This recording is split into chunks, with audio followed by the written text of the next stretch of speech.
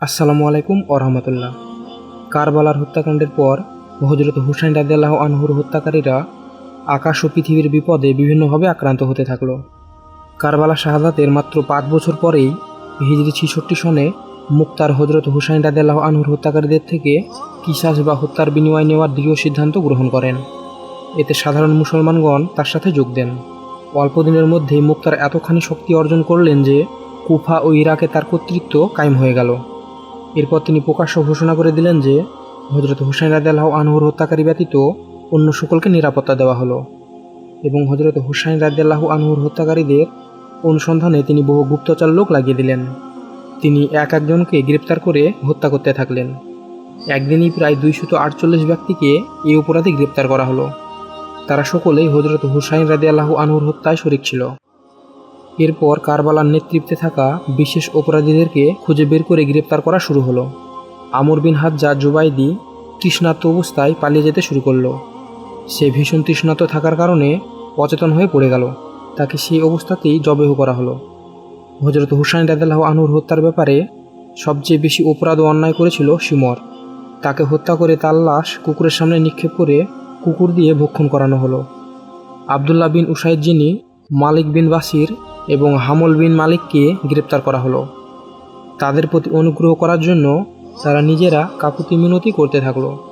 মুক্তার বললেন, হে জালিমেরা, তোমরা রাসূলুল্লাহ সাল্লাল্লাহু আলাইহি ওয়াসাল্লামের দৌহিত্রের প্রতি কোনো অনুগ্রহ করনি, এখন তোমাদের প্রতি কিভাবে অনুগ্রহ করা যায়? অতঃপর সকলকে হত্যা করা হলো। মালিক বিন বাসির হযরত হুসাইন রাদিয়াল্লাহু আনহুর টুপি মাথা থেকে ফেলে দিয়েছিল।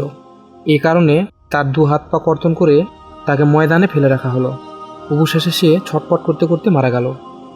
আর অন্যদিকে উসমান বিন খালিদ এবং বাশর বিন সুমায়েত মুসলিম বিন আকিল রাদিয়াল্লাহু আনহুর হত্যায় সহায়তা করেছিল। তাদের দুজনকে হত্যা করে জ্বালিয়ে দেওয়া হলো। আমর বিন সাদ, যে হযরত হুসাইন রাদিয়াল্লাহু আনহুর মোকাবেলায় সৈন্য পরিচালনা করেছিলেন, তাকে হত্যা করে তার মাথা মুক্তারের সামনে নিয়ে আসা হলো। মুক্তার আমরের পুত্র হাবকে পূর্ব থেকেই তার দরবারে ডেকে এনে পুষিয়ে রেখেছিলেন।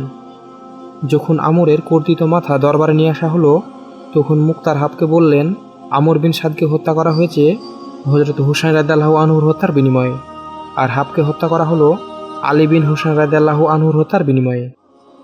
এরপর মুক্তার বললেন, এখনও এই বিনিময় যথাযথ হয়নি।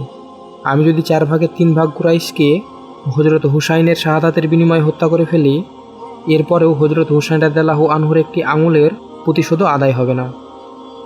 হাকিম বিন তুফাইল, যে হযরত হুসাইন রাদিয়াল্লাহু আনহুকে তীর মেরেছিল, তার পুরো শরীর তীর দিয়ে ক্ষতবিক্ষত করে দেওয়া হলো, আর এতেই সে মারা গেছে। জায়েন বিন রিফাত হযরত হুসাইন রাদিয়াল্লাহু আনহুর ভাতিজা মুসলিম বিন আকিলের পুত্র আবদুল্লাহকে তীর মেরেছিল। তাকে গ্রেপ্তার করে প্রথমে তার উপর তীর এবং পাথর নিক্ষেপ করা হলো, অতঃপর জীবিত অবস্থাতেই তাকে জ্বালিয়ে দেওয়া হলো। সিনান বিন আনাস, যে হযরত হুসাইন রাদিয়াল্লাহু আনহুর পবিত্র শের কর্তনের ব্যাপারে অগ্রণী ভূমিকা রেখেছিল, সে কুফা থেকে পালিয়ে গিয়েছিল, তাই তার ঘর বিধ্বস্ত করে দেওয়া হলো।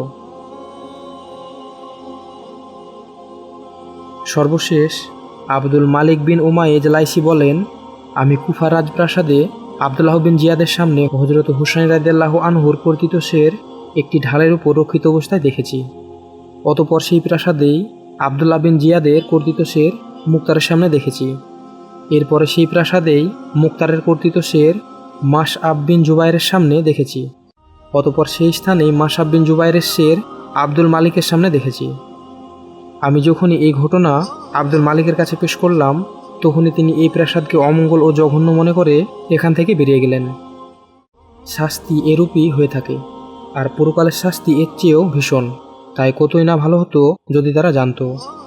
তো এই ছিল হযরত হুসাইন রাদিয়াল্লাহু আনহুর হত্যাকারীদের বিভীষিকাময় ও করুণ পরিণামের ঘটনা। ভিডিওটি ভালো লাগলে একটি লাইক দিয়ে চ্যানেলটি সাবস্ক্রাইব করে দিবেন। ধন্যবাদ। আসসালামু আলাইকুম ওরহামতুল্লাহ।